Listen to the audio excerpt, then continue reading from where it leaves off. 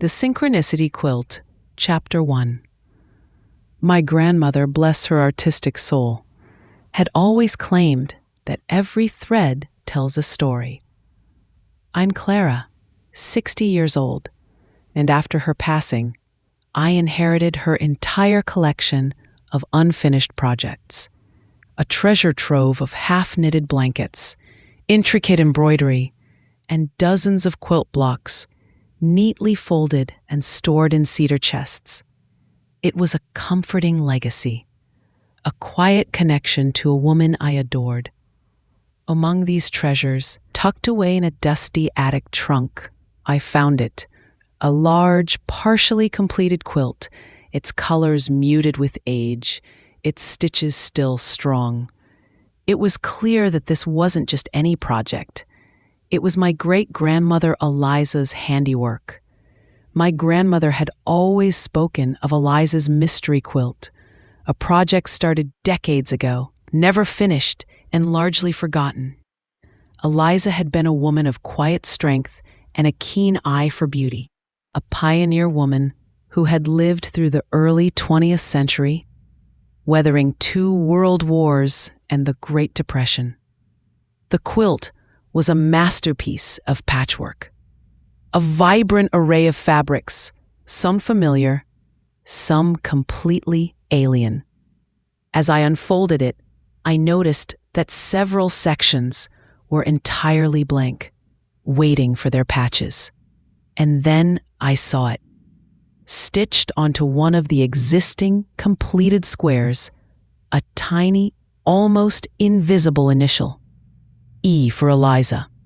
And then below it, faded but distinct, a single word: synchronicity.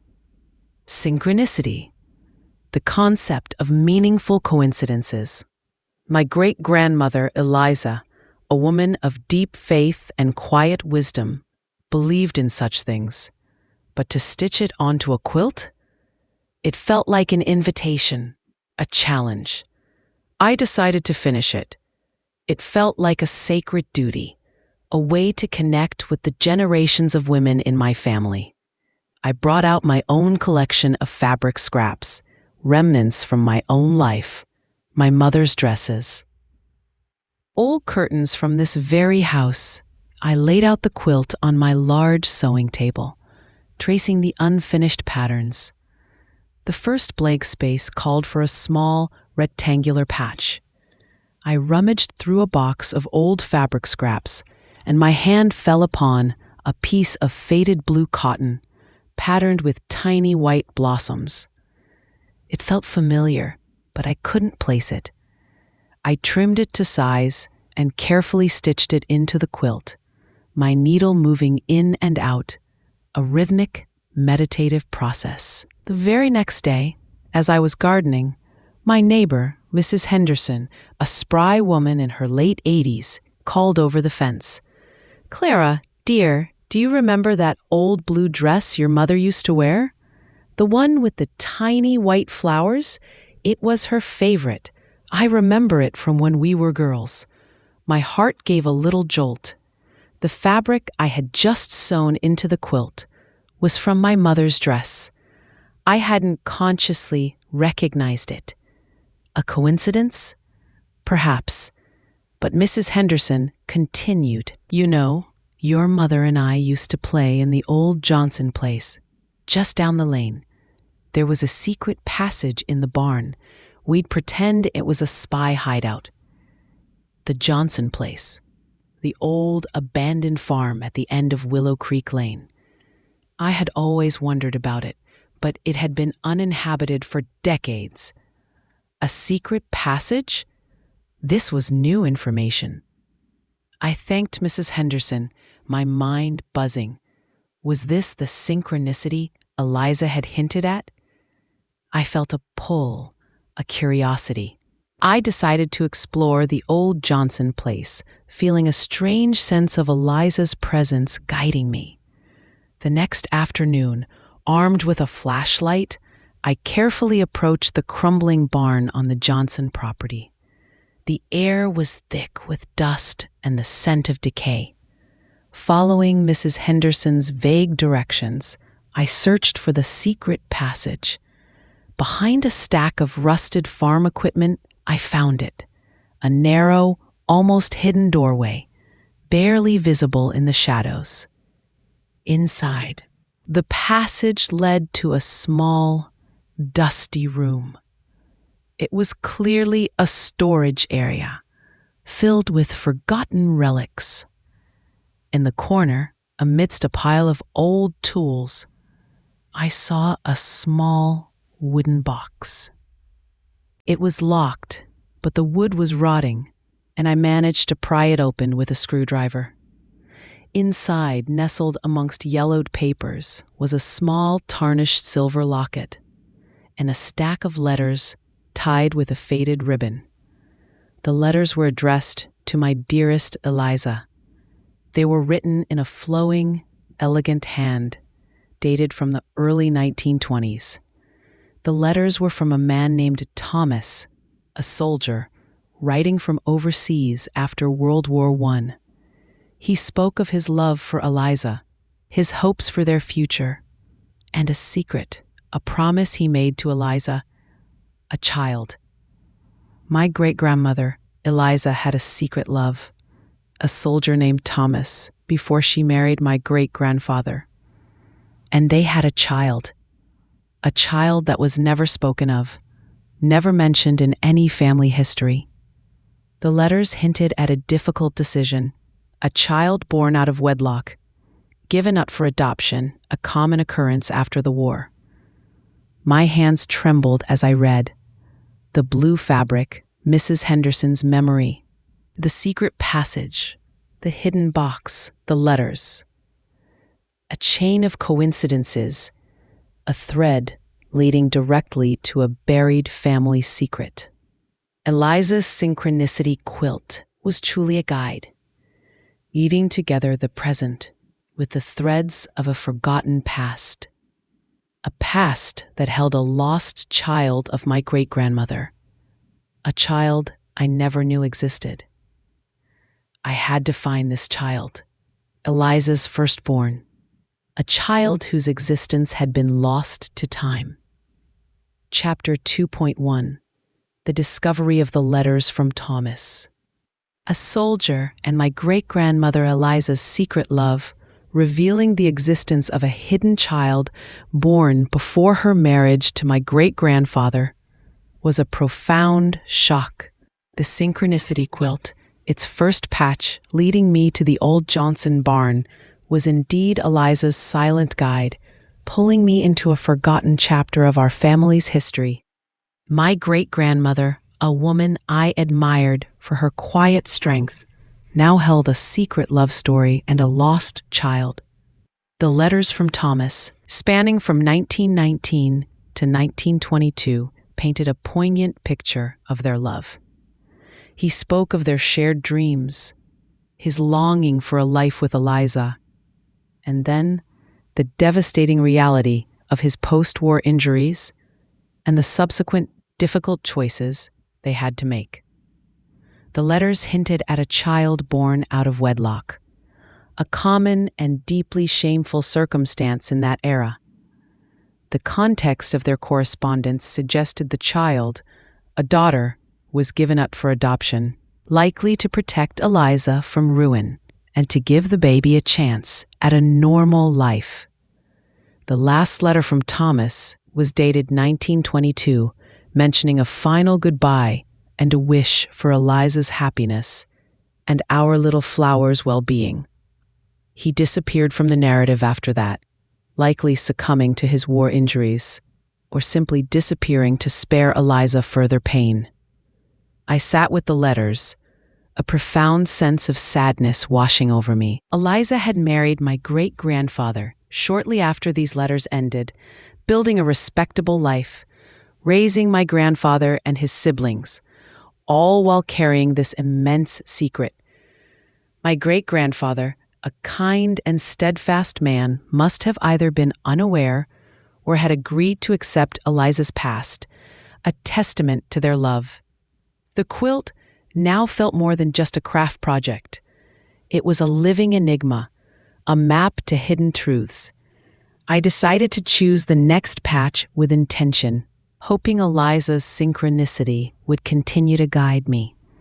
The next blank space on the quilt was a larger, triangular section. I felt drawn to a piece of faded yellow calico, a cheerful, almost childlike pattern. I remember seeing this fabric somewhere in my grandmother's things, but couldn't place it. As I stitched it in, I focused on the image of Eliza, the young woman torn between love and duty, and her lost daughter. The very next day, a package arrived in the mail, completely out of the blue. It was from a distant cousin I hadn't spoken to in years, Martha Vance, who was known for her meticulous family history research. Inside, along with a note saying, "Found these while cleaning, thought you might be interested," was a stack of old, brittle photographs. As I sifted through them, I found a small, sepia-toned photograph of a group of young women, dressed in simple nurses' uniforms, standing outside a large, imposing building. The back of the photo was dated 1921, and a faint inscription read, "Willow Creek Home for Unwed Mothers." My heart pounded. Willow Creek Home. That was the local institution that operated quietly in the early 20th century. Eliza would have been around the age to be there. And one of the young women in the photograph was clearly Eliza. Her face younger, more vulnerable, but unmistakable. Next to her, in the photograph, was a young woman with a striking resemblance to the faded yellow calico fabric I had just stitched into the quilt. She was holding a baby. This young woman, her face filled with both exhaustion and a desperate love, had a similar cheerful pattern on her simple dress as the fabric I had used. It was a fleeting but powerful visual connection. The synchronicity was undeniable. The quilt, the fabric, the timing of the photo's arrival. This was not coincidence. Eliza was guiding me. The photograph strongly suggested that Eliza had been at Willow Creek Home. But if she was a nurse, then it would be unusual for her to have given birth there. Perhaps she was there for another reason, or perhaps the young woman with the baby was her, and the nurse's uniform was a disguise, or for a temporary job. The Willow Creek Home for Unwed Mothers was notorious for its strict secrecy, records often sealed or destroyed to protect the identities of the mothers and adopted children. Finding a record of Eliza or her daughter from that time would be incredibly difficult. However, the photograph gave me a new direction: the women in nurses' uniforms. Could Eliza have worked there temporarily? Or could the young woman with the baby be Eliza, just in a different context? My initial assumption was that the woman with the baby was Eliza, but the uniforms pointed to another possibility. I decided to investigate the history of Willow Creek Home for Unwed Mothers. I searched for any surviving records, any local newspaper articles, or any former staff or residents who might still be alive. This was a long shot, given the passage of a century, but the synchronicity of the quilt had shown me that nothing was truly lost. Eliza wanted this story found. Her lost daughter, born of a secret love, was waiting to be reunited with her family's history. Chapter 2.2 The Synchronicity Quilt continued its uncanny guidance. The yellow calico patch had led me to an old photograph of Eliza at the Willow Creek Home for Unwed Mothers in 1921. This was confirmation that she was indeed connected to the institution, and likely to the adoption of her secret child with Thomas. My initial assumption was that Eliza was the young mother, but the nurses' uniforms in the photo raised a new question. Was Eliza there as a mother, or as a helper, or perhaps even in a different role entirely? I began a deep dive into the history of Willow Creek Home. Most records were indeed sealed or destroyed, but through the local historical society, I found a doctoral thesis written by a historian in the 1970s, which extensively researched similar institutions across the state, including Willow Creek. The thesis contained anecdotal accounts from former staff members, collected years before their passing. One anecdote attributed to an anonymous Nurse M who worked at Willow Creek from 1919 to 1925 caught my attention. Nurse M recalled a particular case. There was a girl, barely 18, brought in by her very strict family. She was from a good family, but had fallen for a local mill worker. She was so ashamed, but she loved that baby fiercely. Her older sister, a real pillar of strength, visited often, pretending to be a cousin, but she looked after both of them like a mother hen. The baby, a girl, was adopted out very quickly. The family arranged for a private adoption. No fuss, no trace. A beautiful, tragic story. This description sent chills down my spine. Barely 18, good family, local mill worker, older sister, a pillar of strength, pretended to be a cousin. This sounded exactly like Eleanor, my grandmother. Eliza's younger sister, who would have been around 18 in 1921, and Beatrice, my great-aunt, Eleanor's older sister, the pillar of strength, who indeed adopted Evelyn in my previous story thread. This anecdote was not about Eliza and Thomas. This was about Eleanor and her secret child with a mill worker. This was a completely separate secret from a different timeline, a different lost child. I reread the anecdote, my mind racing. My great-grandmother Eliza was in the photo. But was she the older sister, a pillar of strength? Or was she simply present? The timing was off. The affair with Thomas and the birth of Eliza's first child happened earlier. This anecdote was about a different secret altogether. Suddenly, I felt a deep sense of confusion. Had I misinterpreted the Synchronicity quilt? Was it leading me down multiple paths of family secrets? My great-grandmother Eliza was in the photograph at the home. My grandmother Eleanor's secret child from my previous story thread was also related to a mill worker. The overlap was uncanny, but also disorienting. I went back to the quilt. The next blank patch was small, a diamond shape. I picked up a piece of dark red velvet, a remnant from an old theater curtain my grandmother had kept. It felt heavy, somber. As I stitched it in, I focused my intention, clarity. Show me the thread. Show me the right path. The very next day, I received a phone call from a local historian, Mr. Davies. He had heard about my interest in Willow Creek Home for unwed mothers through the Historical Society. "Mrs. Clara," he began, "I recently uncovered some old intake logs from Willow Creek. Very unofficial, but they list dates of admission and discharge, and sometimes the names of those who assisted." My heart pounded.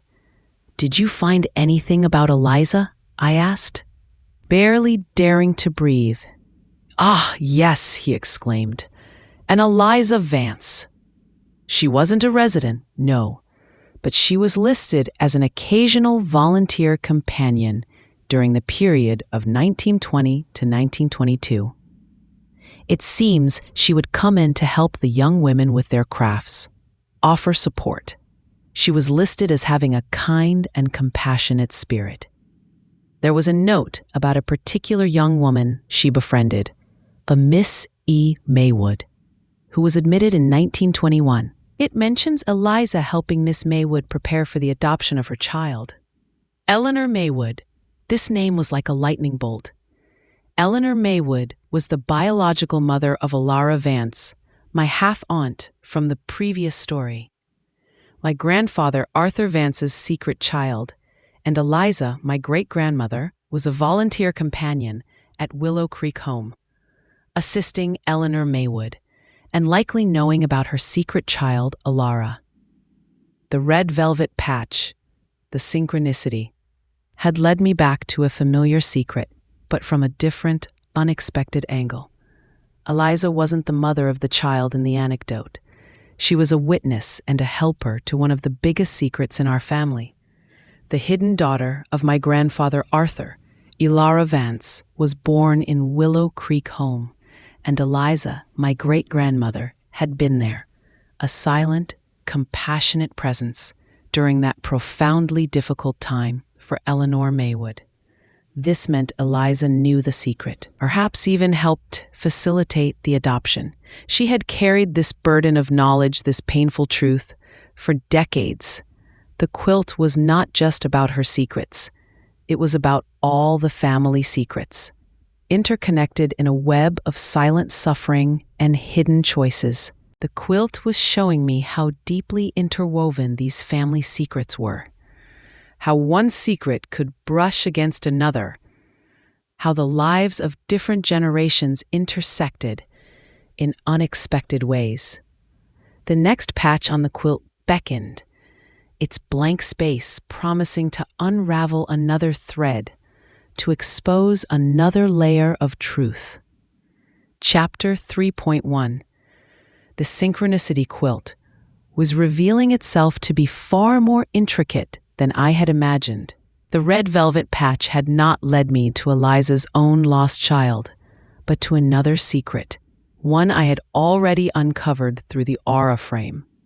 The story of Eleanor Maywood and her daughter, Alara Vance, my half-aunt.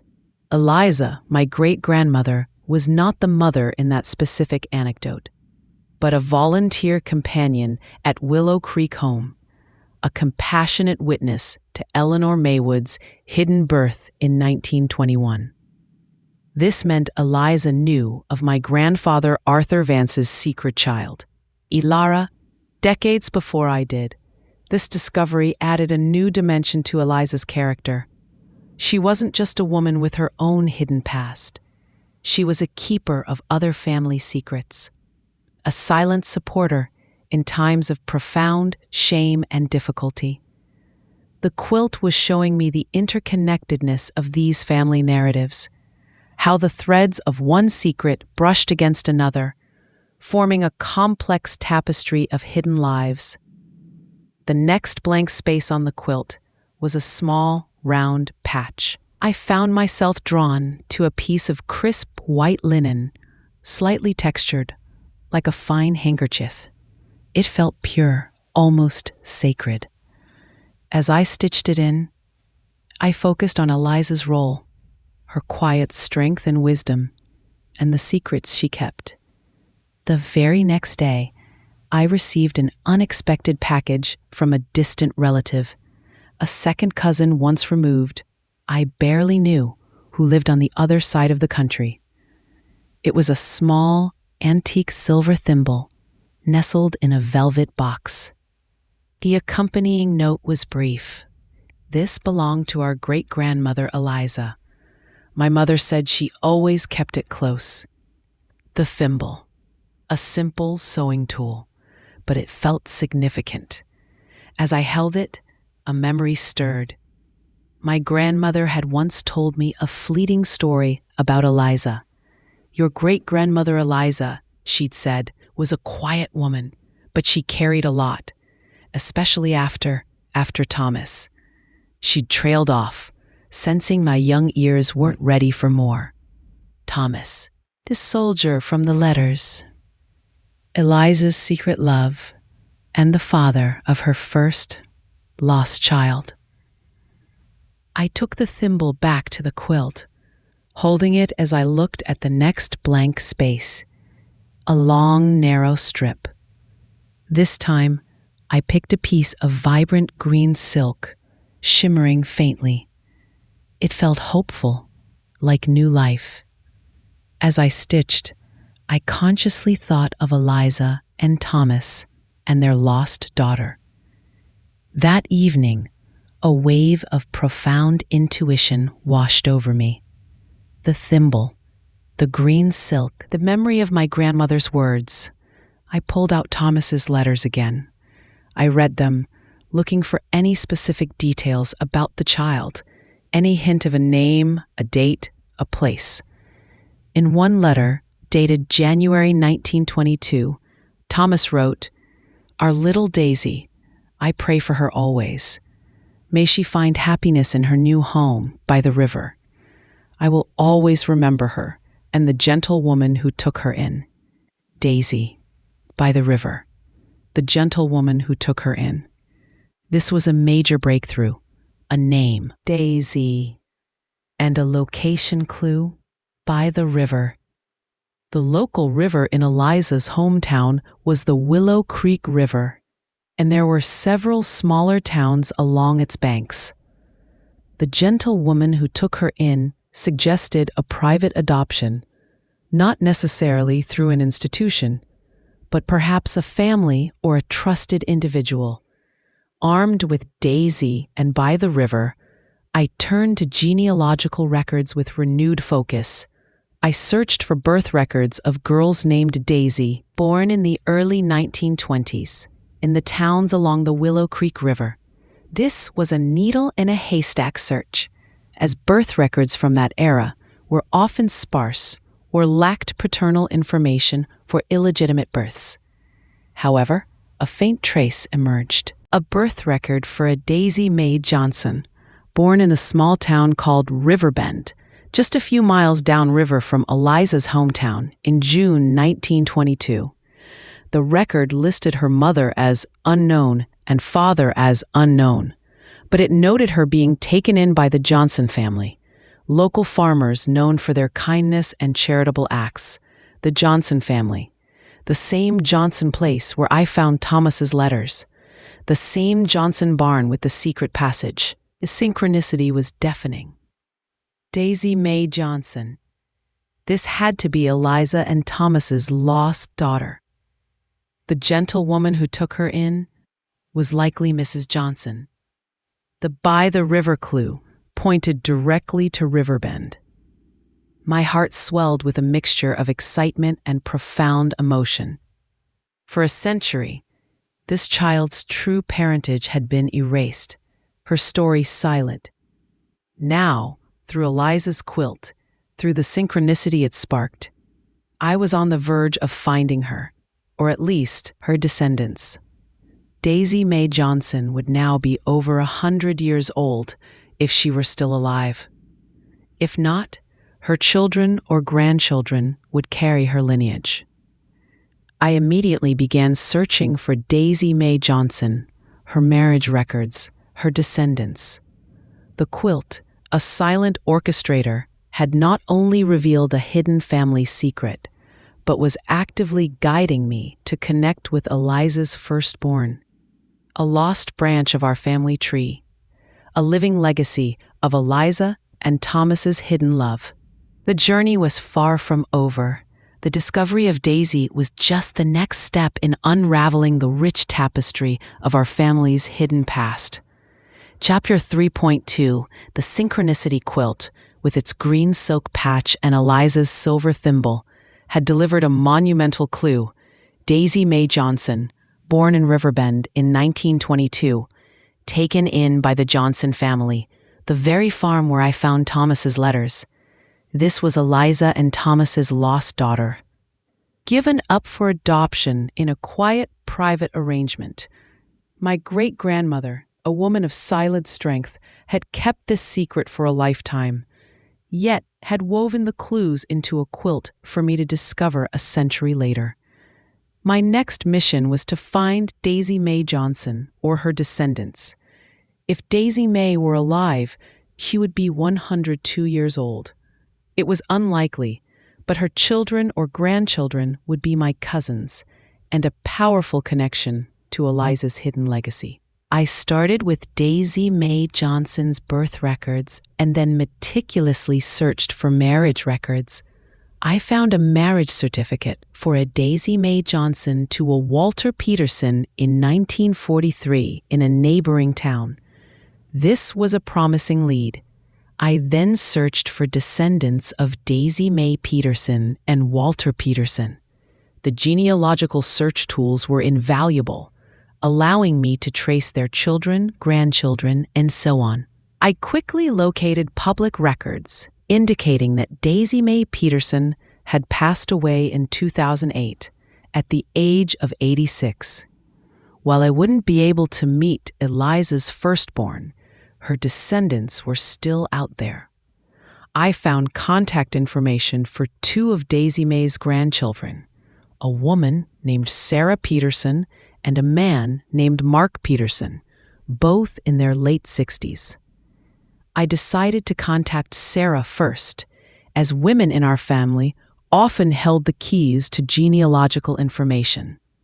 I carefully drafted an email to Sarah Peterson, introducing myself as Clara, a distant relative researching my family history.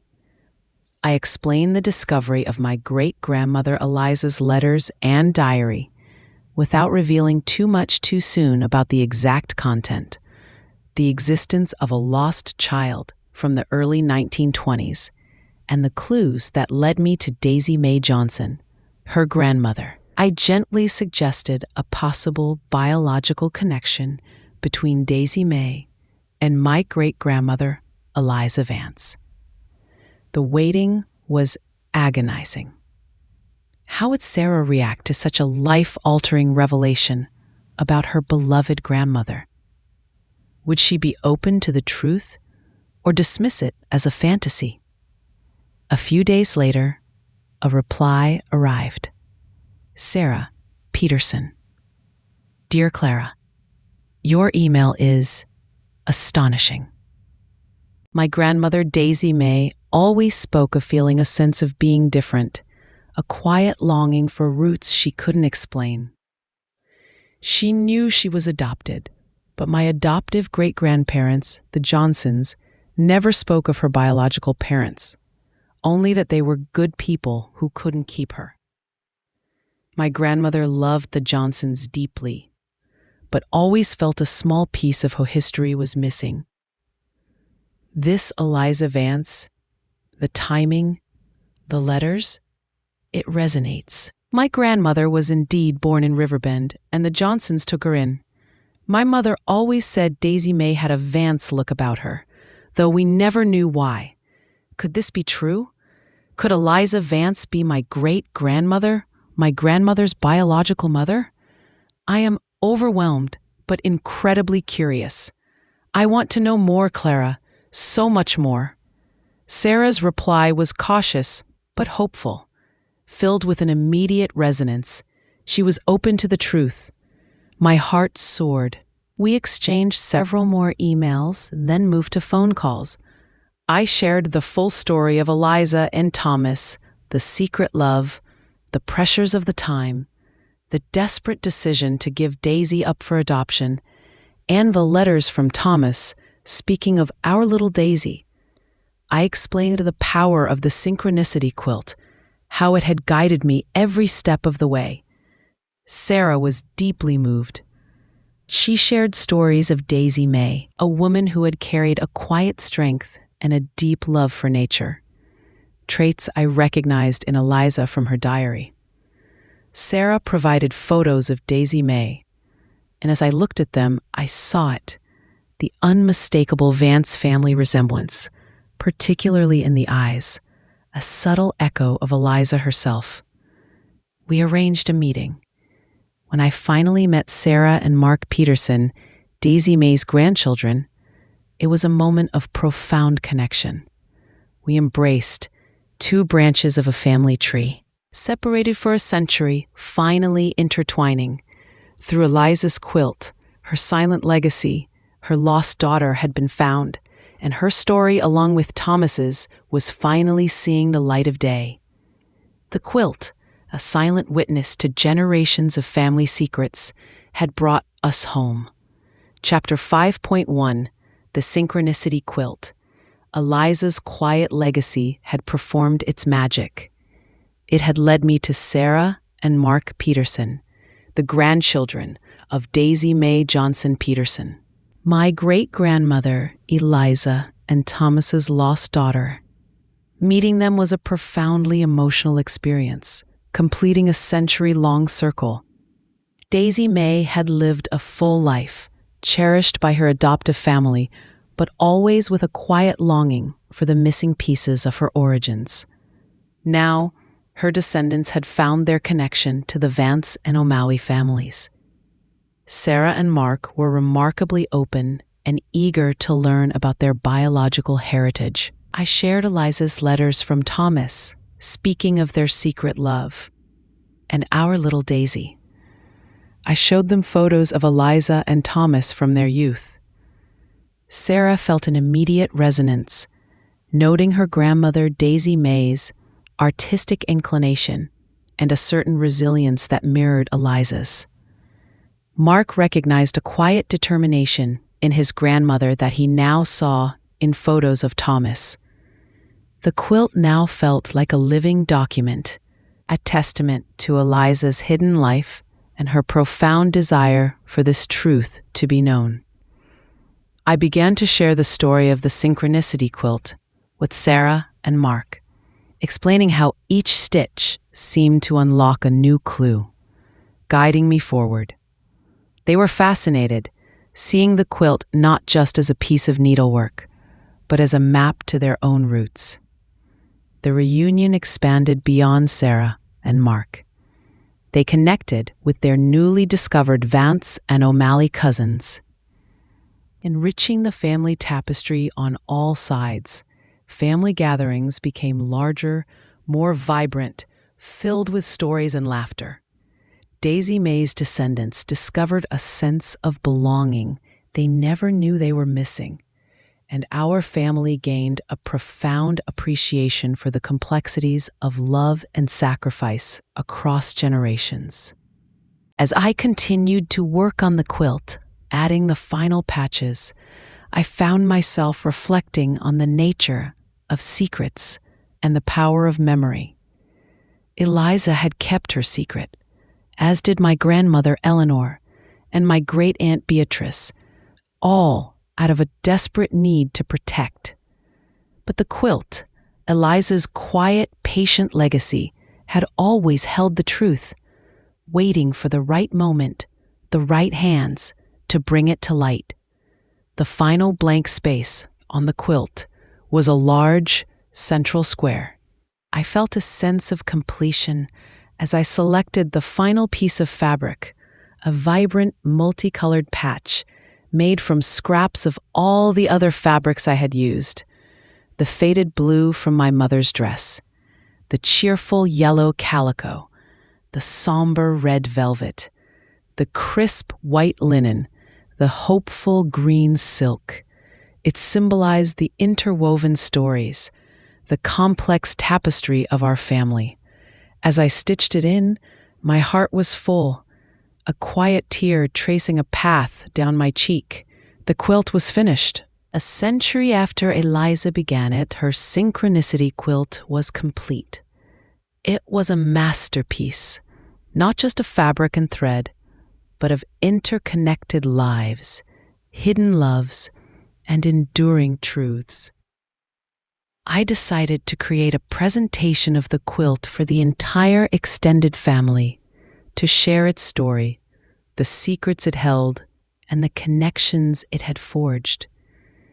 I carefully documented each patch, each clue, each discovery, linking them to Eliza's words in Thomas's letters, the historical records, and the new family connections. The family gathering was emotional. As I unveiled the finished quilt and recounted its journey from the hidden drawer to the revelation of Daisy Mae's identity and her connection to both the Vance and O'Malley families, there were gasps, tears, and a profound sense of awe. Younger generations, who had only heard vague whispers of family secrets, now saw a tangible representation of their history. The quilt became a symbol of our family's resilience, a reminder that love, in its many forms, transcends time and societal pressures. It celebrated Eliza's courage, Thomas's enduring love, Eleanor's silent suffering, and Beatrice's immense sacrifice. It honored Daisy May's life and welcomed her descendants into the full embrace of their heritage. My life, once settled and predictable, had been forever transformed by Eliza's legacy. The Synchronicity quilt, a simple piece of needlework, had become a powerful testament to the enduring power of family, the profound beauty of hidden truths, and the uncanny way the past can reach out to guide the present, bringing wholeness and healing generations later. Chapter 5.2, The Synchronicity Quilt, now a finished masterpiece, hung proudly in my study, a vibrant testament to the interwoven lives and hidden truths of my family. It served as a constant reminder of Eliza's wisdom, her quiet strength, and her enduring belief in meaningful coincidences. The final, central patch, a kaleidoscope of all the fabrics used, truly symbolized the complete, complex tapestry of our family, now embracing all its known and newly discovered branches. The story of the quilt and the secrets it revealed became a cherished narrative within our extended family. It was told and retold at gatherings, inspiring a deeper appreciation for our ancestors and the difficult choices they faced. Sarah and Mark Peterson, Daisy May's grandchildren, became integral parts of our family, sharing their own stories and memories of Daisy May, enriching our understanding of Eliza's firstborn. They brought with them the warmth of the O'Malley side, blending with the Vance and Eleanor side from the previous story threads with Beatrice. I often found myself running my hand over the quilt, feeling the textures of each fabric, each one holding a whisper of the past. The faded blue from my mother's dress, reminding me of her connection to the Johnson place. The cheerful yellow calico, echoing the mysterious photograph at Willow Creek home. The somber red velvet, a silent nod to the complex secrets of Eleanor Maywood and Clara. The crisp white linen, representing Eliza's unwavering spirit as a keeper of truths. And the hopeful green silk, symbolizing the new life found in Daisy May Johnson. Each patch, a thread woven into the larger story, each coincidence a testament to Eliza's synchronicity. This journey had profoundly changed my understanding of family history. It wasn't a static collection of dates and names, but a living, breathing entity, full of hidden currents, unspoken emotions, and echoes waiting to be heard. It taught me that our ancestors, even the quiet ones, had vibrant inner lives, made sacrifices, and carried secrets that, when unearthed, could bring immense healing and connection to their descendants. I found a new purpose in life, beyond gardening and reading. I became a family storyteller, a keeper of the quilt's legacy. I encouraged others to look deeper into their own family histories, to question the silences, to seek out the hidden drawers and the faded letters. Sometimes, the most profound truths are found not in grand revelations, but in the quiet whispers of the past, preserved in the most unexpected objects. The Synchronicity quilt became a metaphor for life itself, a collection of seemingly random patches, but when stitched together with intention and love, they form a cohesive, beautiful whole. It was a reminder that even when things seem chaotic or disjointed, there's a deeper pattern, a hidden thread of meaning, waiting to be discovered. My home, once a place of quiet, known memories, was now a vibrant space filled with the ongoing story of a rediscovered past, the laughter of new family members, and the silent, comforting presence of a quilt that had brought centuries of secrets to light, proving that true connections are never lost, merely waiting to be rewoven. The whispers of the past, brought to life by fabric and thread, had finally found their way home, uniting generations in a tapestry of love, sacrifice, and enduring synchronicity.